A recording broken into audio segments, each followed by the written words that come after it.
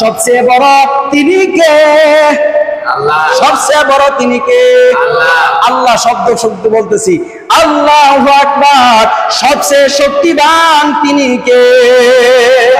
সবচেয়ে শক্তিবান তিনি, একমাত্র তিনি আল্লাহ।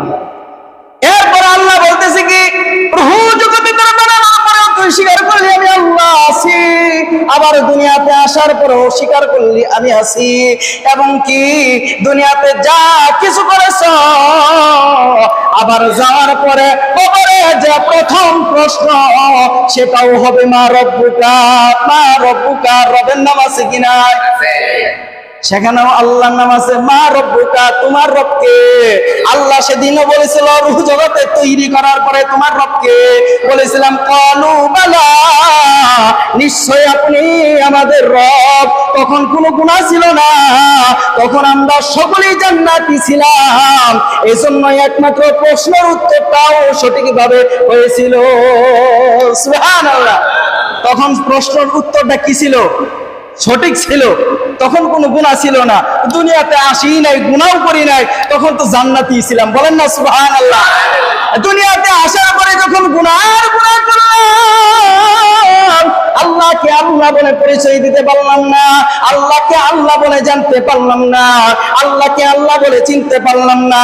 এই জন্য কবরে যাওয়ার পরেও আল্লাহ আবার ডাক দেয়া বলতেছে, মা রব্বুকা, তোমার রবকে। তখন আল্লাহ বলতেছে, দেখি তুই আগের যত মনে আছে কিনা, আগে কি মনে আছে কিনা দেখি এখনো তোর ভিতরে। এরপরে বান্দা যদি মুমিন হয়, এরপর বান্দা যদি জান্নাতি হয়, তখনই বলবে মা রব্বুকা, আমার একমাত্র রব ছিলেন তিনি আল্লাহ। সুবহানাল্লাহ। একমাত্র রব তিনি কে ছিল? আরো জোরে বলেন, তিনি কে ছিল? আল্লাহ ছিল। আর যারা বেঈমান, আল্লাহ বলে ওয়ালিল্লাযীনা কাফারু বিরাব্বিহিম আযাবু জাহান্নাম, তারা জাহান্নামী হয়ে যাবে। যারা দুনিয়াতে যাওয়ার পরে আমি রব রব বলে জানে না, রবকে চিনে না, রব বলে আল্লাহ জানে না, তার পালনকর্তা বলে জানে না, তার সৃষ্টিকর্তা বলে জানে না। এজন্য আমি আল্লাহ বললাম, কবরে প্রশ্নটাও তাকে প্রশ্ন করলাম, তোমার রবকে।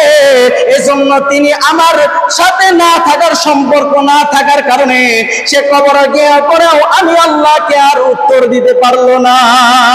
আল্লাহু আকবার। কি পারবো? পারবো নি?